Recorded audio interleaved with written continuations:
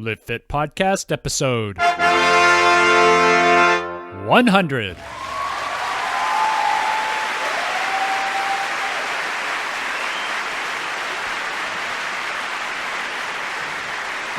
No, thank you. That's all. That's enough. Thank you, everybody. I really appreciate it. But hey, it was a mere 3 years ago this coming Thanksgiving weekend when I recorded my first 3 episodes of the Live Fit podcast. In that time, I've put out 100 episodes of all the health information I can find that I think will help you live your life healthy, fit, and free. I have shared information that I've learned, and I've interviewed some of the greatest minds in the umbrella of health.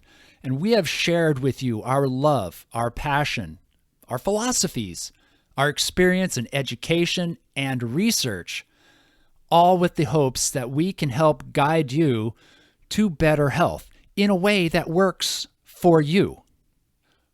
For this episode, it's going to be more of a summary of past episodes. I'm going to hit on all of the different topics I've touched on. I'm going to give you some clips from some of the people I've interviewed. But before I do that, I just want to share, as usual, a review that I just read on iTunes. And this is from Katie R. And this is a 5-star review. The title is Greatest Fitness Podcast. So first of all, and the review says, I installed iTunes just to leave a review. So here it goes. Thank you. I know what a pain that is. I found this podcast when Cliff Ravenscraft mentioned it on Pursuing a Balanced Life. It gave me a lot of information. I love the interviews. I listened to every single one of them from the very beginning, and now I'm all caught up. The Sugar series just blew my mind. I consider myself pretty well informed about nutrition. I'm the know-it, but couldn't get myself to do it in a long-run type. It's all in the mind. I know, but I heard the interview with David Gillespie, and it just turned a switch in my head. Now I pay attention to how much sugar I eat, as I always have a sweet tooth. Thank you so much for all you do, and looking forward to your future episodes. Well, thank you, Katie. I practically have a tear in my eye, and I'm not being sarcastic, because that was really sweet and touching, no pun intended. But this is why I do it, for people like you. This is exactly why I do it, and I cannot thank you enough, because you just made that whole series worth it for me. Just that one review, just telling me what you thought of that Sugar series. And it was a lot of work putting those 8 episodes together, but now I know it was worth it. So thank you very much, Katie. Welcome to the Live Fit Podcast with Glenn Johnson, your resource for all things that contribute to good health. You will hear expert advice and interviews with leading authorities on fitness, food, fat loss, mindset, and the mind-body connection. You will find show notes, articles, and health programs at livefitpodcast.com. Yes, it is time once again for the Live Fit Podcast, episode 100. And today I'm going to share with you the topics that I've covered over the last 99 episodes. I began, like most podcasts, in an introduction to myself and my philosophy and why I think I have the right, in fact, not just the right, but the responsibility to get behind this mic and tell you what I've learned about how you can live your life healthier and hence happier. My first interview was with a friend of mine, Bridget Rock. She's a CrossFit coach. She works with kettlebells. She does a lot of Olympic lifting coaching right now. And she told us the importance of strength training for women. A lot of women shy away from strength training, and there's always the extremes. And most women that I talk to who don't lift weights or don't lift weights with very much effort, they tell me it's because they don't want to look like a man. But you know what, ladies? That's up to you, how hard you lift, and if you take any additional supplements, quote, air quote, that will steer you in that direction. But simply lifting against resistance is very good for your body. In fact, it's good for everybody, male and female, young and old, and everywhere in between. Everybody should work against resistance. resistance training is very good for you. So Bridget was my first interview, and then I went into surviving the holidays because I started this podcast right in the middle of the holiday season. Thanksgiving is notorious for being an overeating competition. And it simply is a shame because it's knocked so many people off of their healthy lifestyles, and then they have to do a New Year's resolution to make up for it. And then they're good for about 9 months, and September, October, maybe Thanksgiving or November rolls along, and then they start their downward slope of getting bigger and slothier and less healthy. And there really are a lot of heart attacks this time of year from just loading up the bloodstream with a lot of fat. So I had a lot of episodes about how you can deal with things like that. I talked about goal setting, planning, willpower, success, and colonics. I had a 2-part episode about fear, one about fear of failure, the other about fear of success, and most importantly, what you can do about it. Then I spoke with a little bit of an idol of mine. He wrote a couple of books on emotional eating. His name is Dr. Ed Abramson, back in episode 8. And in fact, I used a lot of his research for my original Live Fit program. Let's hear what he has to say. Happy is an emotion too. Sure, people sometimes use food when they're in a good mood, and the idea is that the food will intensify the happy feelings or perhaps prolong them and make them last longer. But that's emotional eating as well. It's not just negative emotions that trigger the urge to eat. When I asked him how many people he thinks are emotional eaters, he said, well, in general, something like probably close to 100% of women will eat emotionally at some time. Men, less likely, maybe only 70%. I spoke with people about holistic medicine and holistic nutrition, how to lose body fat, how to lose weight, the difference between fat weight loss and slow weight loss, adventure racing, running, biking, and other types of sports, nutrition for sports, nutrition for good health, and of course, many times over, nutrition for weight loss. Then, in episode 11, I spoke with one of my heroes, Barry Sears, the author of The Zone. His book is responsible for steering me into this profession. He taught me how important nutrition really is to good health and that food should be treated like a drug. Well, in many ways, that's a very derogatory statement because food is more powerful than any drugs because food affects hormonal responses. And hormones are hundreds of times more powerful than drugs. So it means that every time you eat, you're causing hormonal changes which are vastly more powerful than any drug can possibly anticipate. Then I spoke with a gentleman named Timber Hawkeye from Buddhist Boot Camp. And one of my most popular episodes, number 20, was about how to lose your belly fat. I did an episode about flotation meditation. That was episode number 21, in which I laid in a sensory deprivation tank for an hour. It's a pretty interesting thing. I've spoken with life coaches. I played a lecture I gave to a group of runners all about electrolytes and hydration. I've also covered different types of exercises such as HIIT, high-intensity interval training, and how beneficial it is to improving your strength, endurance, and the loss of body fat. That's right, HIIT training will help you lose body fat, not just weight. Episode 30. This was one of my most popular episodes as well. This was the sugar battle in which my wife and I pontificated on the villains in this battle and who your villains really are and how you can keep yourself and your children away from sugar.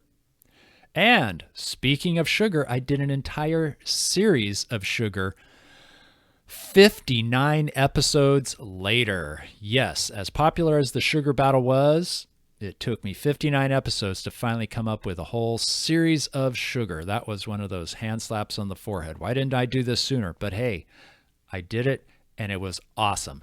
There were 8 episodes. It started off with me telling all about sugar. What is sugar? Then in number 90, I came on and explained about the most dangerous kind of sugar. And 91, David Gillespie came on. He's the author of a book called Sweet Poison. He was also big inspiration for That Sugar film. Listen to a clip now as he reveals how he discovered the secrets to why humans get fat. Then the willpower would give out and that weight would come back, usually with a little bit of interest for good measure. And what I didn't understand about that, looking around at every other species of animal on the planet, was they all seem to control their weight on autopilot. You know, they control their weight the same way they control their heartbeat or their breathing. The only exception to that rule appeared to be humans and any animal unfortunate enough to be fed by humans. Look, the reason humans get fat is because they consume too much of something called fructose. Next up was Michael Moss, the author of Salt, Sugar, Fat. Well, I mean, one of the things with sugar that I realized too is not just that the industry's sort of bench chemists or food designers have perfected the amount of sugar in things like soda or cookies or ice cream, things we know should be sweet. They have marched around the grocery store adding sugar to things that didn't used to be sweet before. So now something like 75% of products in the grocery store have added sugar. And what this does is sort of, encourage us to have expectations that everything we eat should be sweet, which is a real problem, especially for kids who are hardwired for the sweet taste. And when you drag them over to the produce aisle and try to get them to eat more of those things every dietitian says we should be eating more of, broccoli and Brussels sprouts, things that might have some bitter notes to them or sour, you've got rebellion on your hands. Not only does he talk about sugar, but the combination of that tantalizing trifecta of salt, sugar, and fat, and where that leads us. And I think that's one of the things that processed food did to us, sort of in exchange for convenience. It took the love out of food. There is a light at the end of the tunnel, though, because he says that we are making progress because profits are going down on the junk food around the country, thanks to people like you who are buying and eating real food. Then in episode 94, I spoke with Dr. Janet Hull about the artificial sweetener aspartame. She says she developed a bad habit of drinking a diet soda on her way home from work every day. In less than a year, I began having very, very strange health reactions. And I started gaining weight, so I started working out more. I started losing my hair. My face broke out in cystic acne. I had retinal tearing in both of my eyes.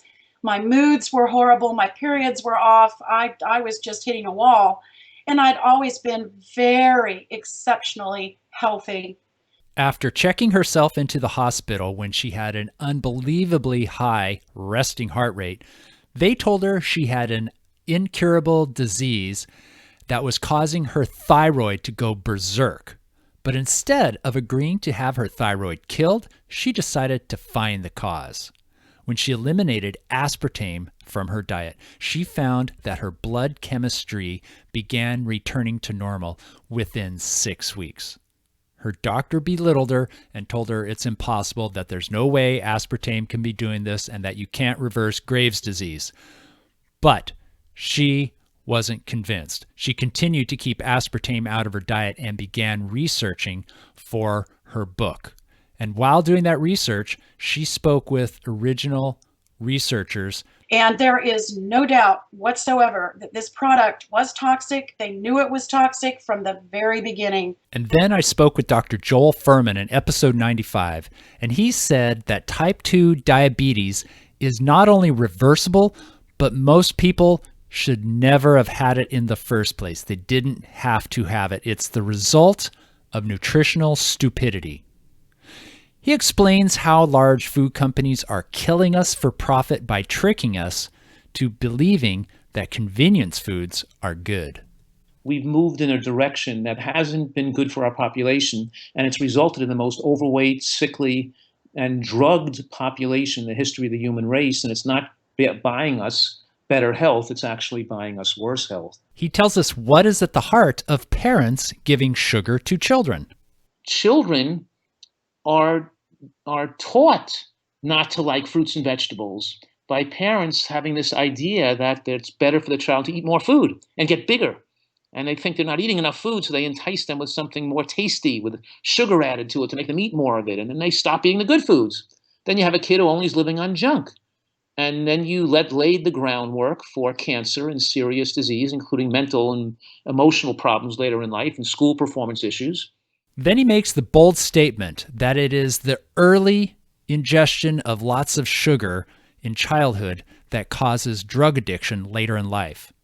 Finally, he says what Sharma and I said back in the sugar battle of episode 30. And then if you're interested in your kid eating healthy, you're being seen as somebody who's abnormal.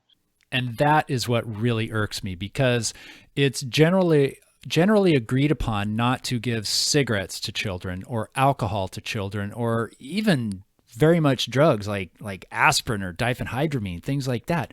But yet people are giving loads and loads of sugar to their kids. Some parents don't give caffeine to their kids, but others do. That's not really the issue here.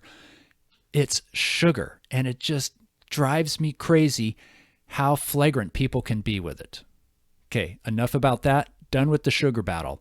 I summarized it all on the very last episode of my series. So, I interviewed a man named Jonathan Baylor who discusses the calorie myth, that calories in equals calories out, or calories out should equal calories in for weight management. He says that's a myth. It's not true. It matters what kind of food you eat, not how much you eat. I had an episode all about sabotage, self-sabotage, and other sabotaging you. Another good episode was all about adherence to a health improvement plan, adherence to exercise, adherence to a way of eating. I'm not going to say diet. Metabolic syndrome is a big one. That was episode 44. What is it? Oh, and episode 45 was a really good one. This was The Miracle Morning by Hal Elrod. This guy is amazing. He shares his story about how you can love the life you have while creating the life of your dreams. You know how he does it? He wakes up early. You're just going to have to listen to episode 45 to hear more. Episode 47 was Fit for the Sport of Life. That's right. Every one of you is an athlete in a sense because you need your body. That's what athletes do. They need their body. You need your body. I spoke about mindset a lot. I had a friend named Ryan Corey come on. He wrote a book called A Purpose Ridden. This guy rides his bike all over the place. One time he rode his bike from Prudhoe Bay, the very northern top of Alaska, to the very southern point of South America. Then, in episode 58, I began my Wednesdays with Will series with Dr. Will Hardin. 12 parts so far. It's open-ended, so there will be more. But in this series, he answers listener questions, and he also discusses things such as cleanses, cholesterol, cortisol, back pain, back stretches, back exercises, supplements that you need, digestive health, immune function, insulin, diabetes, EPOC, arthritis, Achilles tendonitis, and why he's a chiropractor. In any case, my job is to find and correct that spinal misalignment, ultimately to restore full function to the nervous system and therefore the body's innate ability to heal itself. I do not heal anyone. And for sure, Advil and Vicodin and Flexeril, those things certainly don't heal anyone. In fact, I might say those things in many respects interfere with the ability to heal. My job is to find out why a person isn't healing him or herself, fix that, and then they should. I had an episode about the blood type diet, functional medicine, dairy as a health food. Yes, milk. It still does a body good. How to lose fat permanently, a testimonial. Food packaging labels and the marketing. In episode 84, I had an interview about the psychology of eating, and that is really an important part about it. That goes back to the many times I've talked about mindset. I had a gentleman on discussing CBD, which is a cannabinoid that does not give you a psychedelic high, but it does help ease pain in the body. Had an episode number 88 about how you can meditate your weight away. Then celebrity trainer Eric the trainer, episode 87. That was fascinating. I expected him to be a stereotypical meathead, right? But he was really well-spoken and sounded very intelligent. He wrote a book. It's fantastic. He has some really great ideas about muscle building. So if you're at all interested in muscle building, Eric the Trainer, episode 87 would be a good one to listen to. In episode 97, I spoke with Rachel Abrams. She spoke about her new book called Body Wise and how you can get in touch with your body, because really your body is a lot wiser than any doctor's. And she's a doctor saying this. But if we want to get to the root cause of what helps people feel better, then we really have to look into their own body wisdom. And that's what Body Wise is all about, giving people very practical tools to listen to their own bodies in order to guide their healthcare and even, their choices about the healthcare providers that they choose. I've had a natural pharmacist on my show and one of the forefathers of the paleo movement. In episode 15, Lauren Cordain came on. Nothing really seemed to work that well. As a matter of fact, I think I probably hurt my performance back in my late 20s and early 30s. By juicing or just everything you tried? Well, everything. I was pretty much into, beans and brown rice, kind of the vegan vegetarian thing. And I think that that potentially has adverse health effects because you end up being shorthanded on so many nutrients, particularly nutrients that you need as an endurance athlete: zinc, iron, vitamin B12, and many others. Also, a vegan vegetarian diet is very high in anti-nutrients. So we eat a lot of legumes and brown rice and whole grains. Not only are you not getting the appropriate nutrients, you're actually doing a little bit of damage to your body by eating those foods on a regular basis. And as your guide to better health, I include opposing ideas to allow you to decide what is best for you.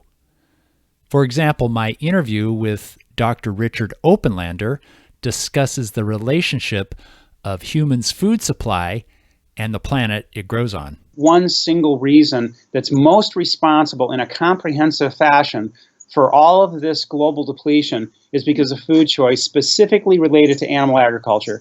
After listening to him speak for a while, it really became apparent that things are really out of hand with our world's food supply. When I asked him why this is, here's what he said. Because most people don't care, but I feel it's more a factor of two levels. One is that they're not aware, which is why I called my first book Comfortably Unaware. But secondly is that there are a number of individuals and organizations that are aware, but they just don't want to move it forward because of a lot of influences, such as political or cultural influences. In other words, burying their head in the sand so they don't have to feel uncomfortable. So that was my overview of the last 99 episodes. As your guide to better health, I've learned a lot over this past 3 years researching and interviewing all these different people. I would love to hear from you, who you would like to hear from. Who would you like me to interview? And what topics are important to you? What would you like to hear more about? I hope these episodes have benefited you. I put a lot of effort into them. I don't get paid for this. I don't have any advertising. And that's why I ask you to please donate to help with the cost of hosting and all the other sort of costs related to putting on a podcast. You could go to patreon.com/livefitpodcast and just give what you're comfortable with. $1 an episode, $2 an episode would be great. Isn't this episode worth $1 to listen to? I mean, that's less than a cup of coffee. I do what I do because I believe in it, because I have a passion for preventing illness and injury and disease. I have a passion for helping people reverse it. I want everybody to live healthy, fit, and free. Many of us aren't as fit and healthy as we could be because they're missing a little bit of knowledge. Others don't realize the value in good health until it's gone. Whatever the case is for you or somebody you care about, I want to help. I will continue to bring you innovative ideas, research, and testimonials of ways to incorporate good health into your lifestyle.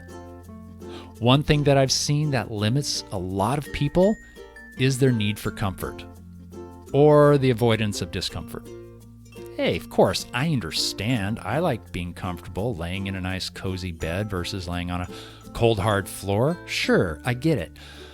But when comfort is the most important thing in your life, your health will suffer. It absolutely will suffer. It's simply not possible to pursue a healthy life and more knowledge and to better yourself without getting outside of your comfort zone. I'm not saying you should feel a lot of pain. That's not it at all. I'm just saying don't make comfort your number one priority.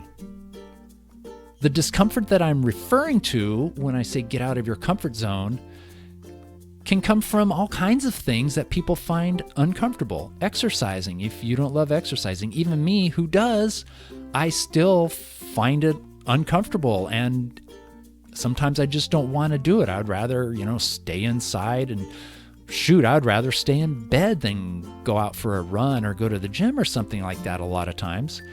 But you know what? I get the value. I understand why it's important to do this. Eating healthy versus eating that pizza, calling delivery, having that pizza, that is taking you outside of your comfort zone too. It's a little more difficult, but it's worth it. Also, getting outside your comfort zone is getting outside your routine, breaking your routine. If your current routine or lifestyle is causing you to be ill or lose your health or your fitness, to me, I would say it's not worth it. So get out of your comfort zone. You can go back to it now and then. You don't have to live outside of it, but hey, get outside of it now and then. Because you know what? This is where life gets really good, outside of your comfort zone. This is where it gets good. This is where it gets interesting. This is where you can take it by the short hairs and make life on your terms, not the other way around. This is where you can take charge and direct your life where you want it to go. If you're unhappy with your body, your mind, your intelligence, your knowledge, your job, your finances, you can change it. All you have to do is put your mind there. Get out of your comfort zone.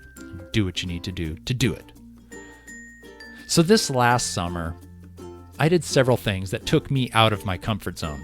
They were ultimately fun, and I wanted to do them, but it was tough. It was a big leap on some of them. The first one, this was probably the hardest, was indoor skydiving.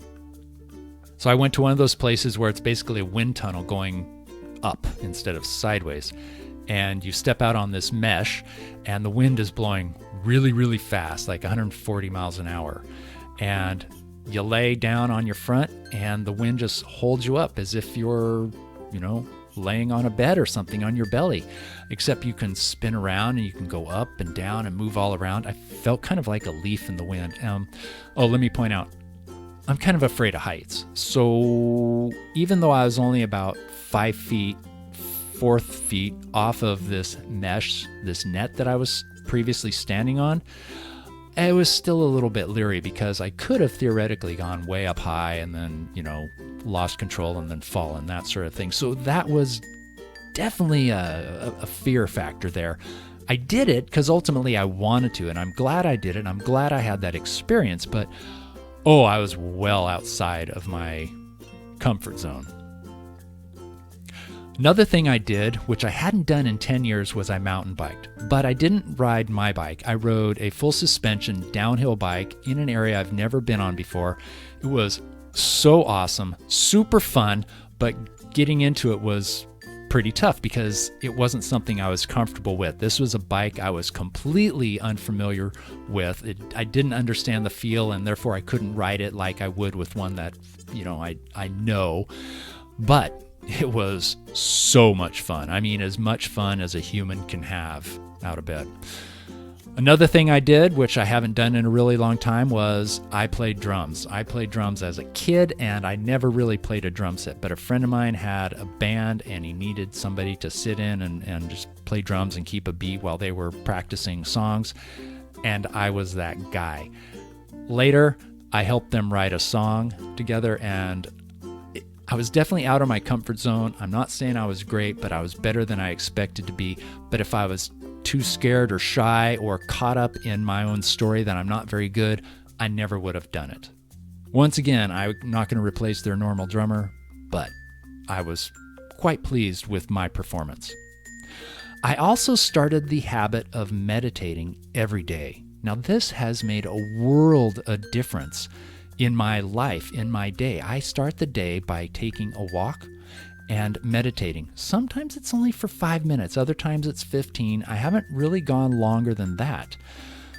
But it makes a difference. It gives me the control of my day. I set the tone of the day. Everything that follows in the way that I set it. Even if things don't work right the way I want them to, I still have the leash. There were several other things that I did, but nothing as big as those. The bottom line is, I was really glad I did all those things afterwards. Even if it wasn't pleasant at the time, even though I had anxiety going into it first, I was glad I did it. Every one of those things, every one was well worth the anxiety and the uncomfortableness that I experienced.